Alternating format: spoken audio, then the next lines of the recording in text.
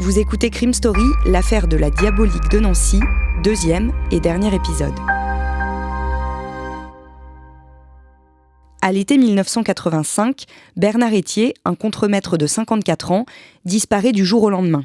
Après plusieurs semaines sans signe de vie de sa part, et grâce à plusieurs témoignages, la police soupçonne fortement Simone Weber, une ancienne compagne et conduite, d'être impliquée dans sa disparition.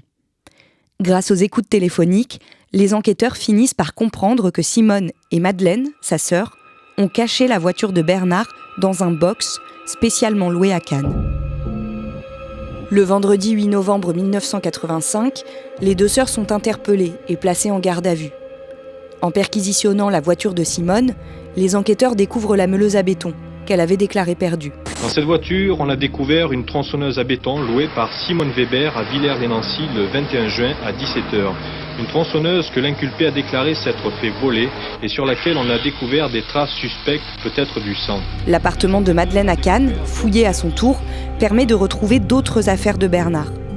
Sous un coussin, il y a la carte grise de sa voiture. Un peu plus loin, on trouve les clés. Et dans une autre pièce, son passeport et son chéquier. Madeleine commence par dire qu'elle n'explique pas la présence de ces objets. Confrontée au loueur du box, qui certifie que c'est bien elle qui s'est présentée pour régler les formalités, elle finit par reconnaître qu'elle a bien caché la voiture et les objets. C'était pour éviter qu'ils ne soient dégradés. À Nancy, les policiers perquisitionnent l'appartement de Simone Weber, rue de Kronstadt, et celui de sa sœur dans lequel elle vivait souvent, avenue de Strasbourg. Ils en ressortent avec des dizaines de sacs remplis d'éléments suspects. Parmi eux, des tampons officiels de différentes mairies, des ordonnances vierges et de faux papiers.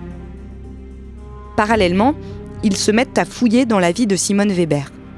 Née le 28 octobre 1929 à Ancerville, dans la Meuse, Simone Weber a grandi avec un père mécanicien et une mère ouvrière. Quand elle a 4 ans, ses parents se séparent. Elle et sa sœur Madeleine restent avec leur père. Une fois adultes, elles épousent 2 frères, les fils de la nouvelle compagne de leur père. Simone reste avec son mari plusieurs années. Ils ont 5 enfants, puis ils se séparent. En l'espace de 3 ans, elle perd 2 de ses enfants. Sa fille d'abord, qui meurt suite à une intoxication médicamenteuse au lycée. Et son fils, ensuite, qui se suicide 3 ans plus tard. Au printemps 1977, Simone rencontre Marcel Fixard, un militaire à la retraite de 81 ans, 32 ans de plus que Simone, veuf et sans enfant. Il l'avait engagée comme dame de compagnie suite à une petite annonce passée dans le journal. Les enquêteurs découvrent que Simone et cet homme se sont mariés en 1980 et que le mari est mort 3 semaines après, le mercredi 14 mai. Damien Delceni, cet élément intrigue beaucoup les enquêteurs. Oui, parce que cette mort qui survient quelques semaines après un mariage, c'est d'autant plus bizarre que c'est Simone Weber qui hérite de tous les biens de Marcel Fixard.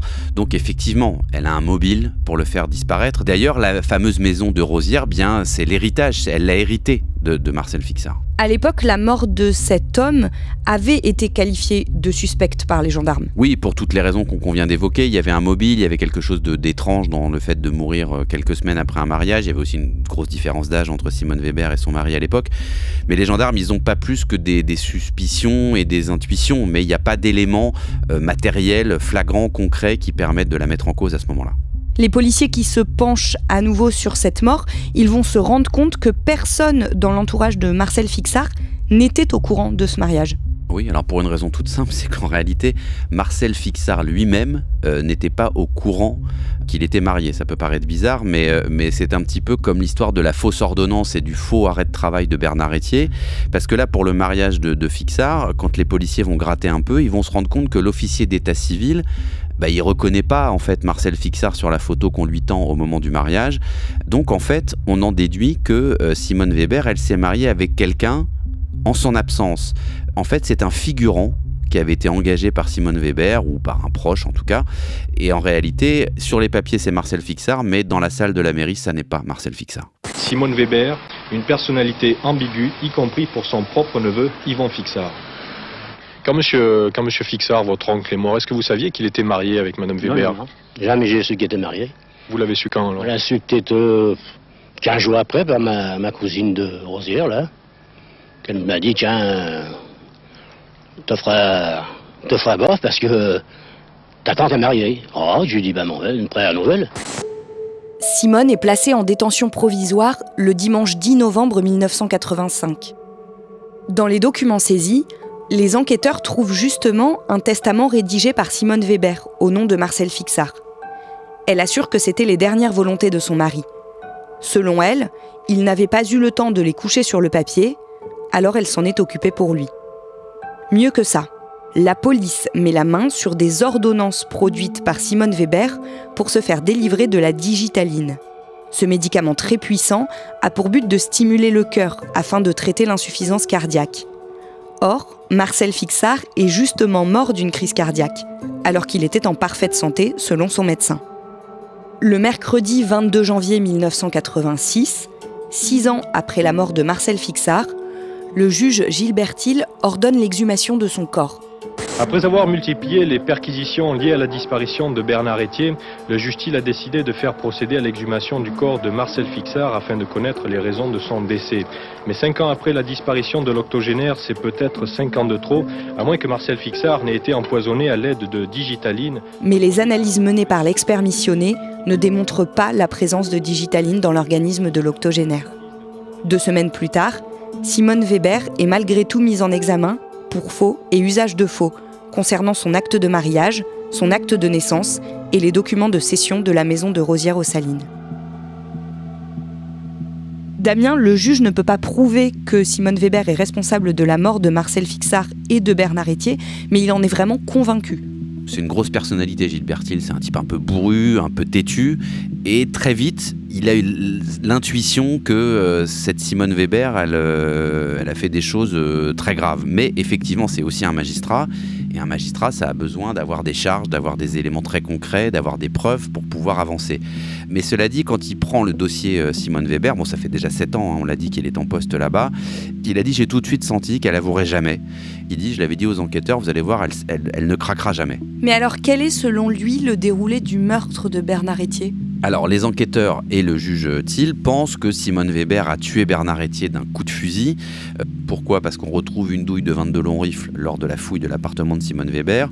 Ensuite, il faut découper le corps, il faut le faire disparaître. Et pour ça, on sait que Simone Weber, elle a loué une meuleuse, qui est quand même pas un instrument complètement neutre dans ce genre de situation. Dans cette meuleuse, quand elle va être retrouvée par les enquêteurs et expertisée, on retrouvera d'ailleurs des petits morceaux, des micro-morceaux de chair humaine.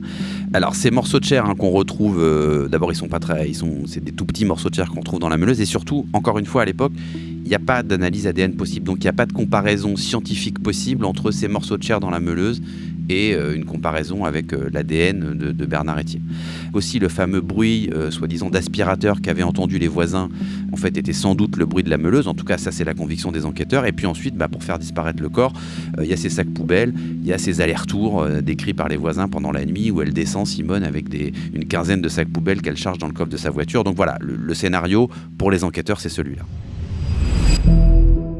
À l'été 1986, 1 an après la disparition de Bernard Etier, un membre de la police judiciaire de Versailles fait le lien entre cette disparition et une autre affaire. 10 mois plus tôt, le dimanche 15 septembre 1985 précisément, un habitant de Poincy-sur-Seine, en Seine-et-Marne, repère une valise lestée par un parpaing, dans la Marne. Il remonte la valise, elle dégage une odeur très forte. L'homme prévient les gendarmes. Ce sont eux qui ouvrent le bagage. À l'intérieur, il découvre un tronc humain. À cause du temps qu'il a passé dans l'eau, il est difficilement identifiable. L'absence de membres empêche de prélever des empreintes digitales et à l'époque, les expertises ADN n'existent pas. Examiné à l'Institut médico-légal, le tronc est identifié comme étant celui d'un homme d'environ 50 ans. Au bout de quelques semaines, il est enterré à Poincy-sur-Seine.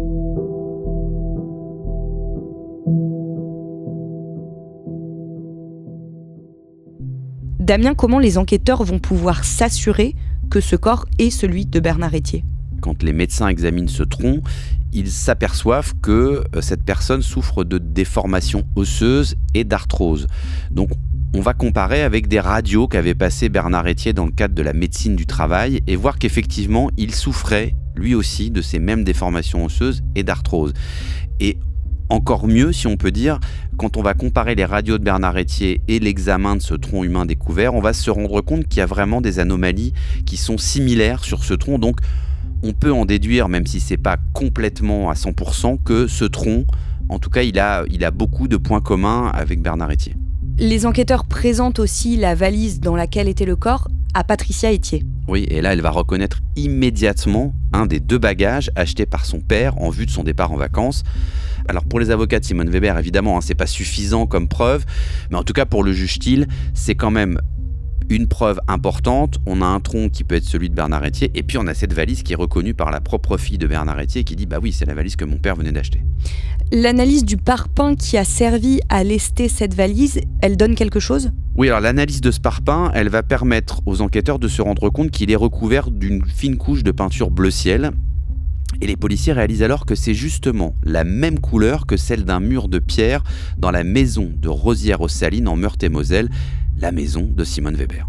Le juge tente de réunir encore plus d'éléments, mais il n'y arrive pas. Oui, il va tenter pas mal de choses pour retrouver des éléments, ou peut-être d'autres morceaux de corps aussi. Donc il va faire retourner en quelque sorte le jardin de la maison de Rosières-aux-Salines. On va rien trouver. Il va aussi assécher à peu près 2 km d'un fleuve pour essayer de remonter quelque chose. Rien non plus. Et puis, comme depuis le début, Simone Weber, quand elle est confrontée à tous ces éléments-là, elle ne répond rien. En tout cas, elle ne craque pas. L'instruction dure 5 ans, pendant lesquels le juge Thiel rencontre Simone Weber 77 fois. Après des dizaines d'interrogatoires, de confrontations et de perquisitions, Simone Weber est finalement renvoyée devant la cour d'assises de Meurthe-et-Moselle, du jeudi 17 janvier au jeudi 28 février 1991. Et pendant 6 semaines, elle fait le show. L'accusé est une star, merci les médias. Depuis 5 ans et 2 mois, les journalistes suivent chaque étape de l'enquête. En ce 17 janvier, guerre du Golfe ou pas, ils sont quelques 80 pour enfin pouvoir détailler la diabolique de Nancy. Pour l'heure, c'est un jury populaire qui aura à dire qui est victime et qui est bandit. Mais là encore, Simone Weber prend les choses en main. La défense peut récuser 5 jurés, une tâche qui incombe habituellement aux avocats. Simone Weber s'en charge personnellement, en prenant même des notes. Dès l'ouverture de son procès, Damien, Simone Weber récuse elle-même des jurés. Ouais, ce qui est un événement très très rare. En théorie, on a le droit de récuser des jurés, enfin la défense a le droit de récuser des jurés notamment, mais ce sont à 99% les avocats qui font ça, c'est-à-dire que vous êtes appelé, l'avocat dit récuser, vous vous rasseyez, vous ne serez pas juré. Là, elle prend ce rôle, c'est-à-dire que sans d'ailleurs se concerter avec ses avocats, elle va elle-même récuser des gens qui sont tirés au sort pour être jurés. Elle donne un peu le là de ce procès qui va de toute façon être assez fou en termes d'actualité. Il va s'ouvrir le jour de la première guerre du Golfe et en France, c'est vraiment la seule information, la seule actualité qui va tenir tête malgré tout à l'invasion de l'Irak par les États-Unis.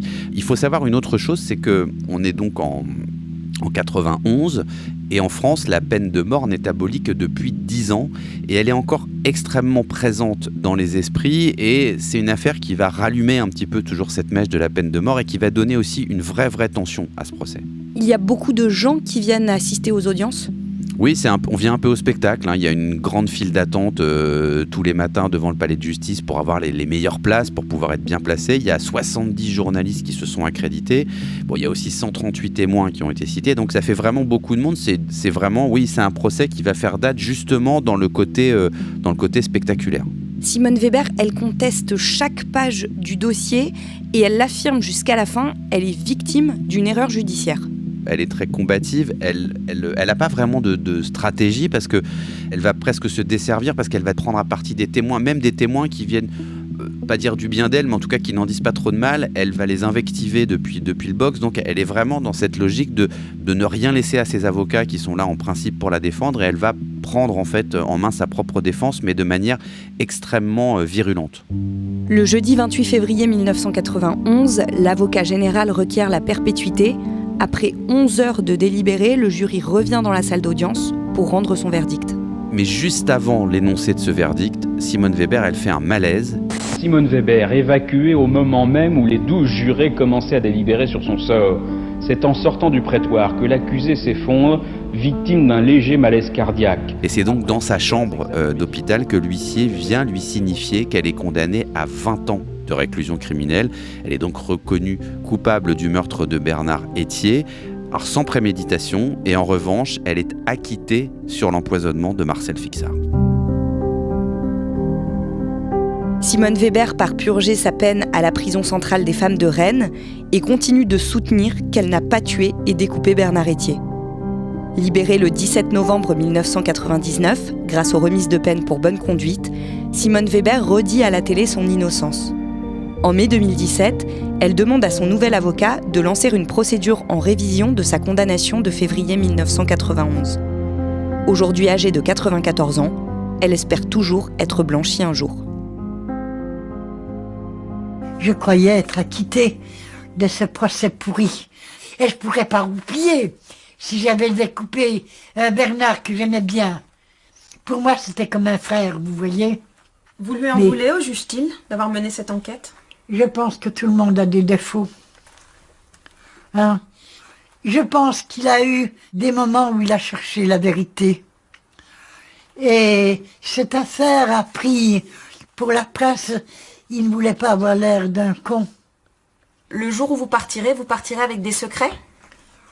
J'ai pas de secret. Quel secret ? D'avoir mené une vie de femme qui a travaillé honorablement. Hein ? J'ai vécu que pour mes enfants. Alors vous imaginez-vous, si on venait vous dire que votre mère ait fait des choses pareilles, il faut être vraiment crapule pour accuser des gens d'horribles choses.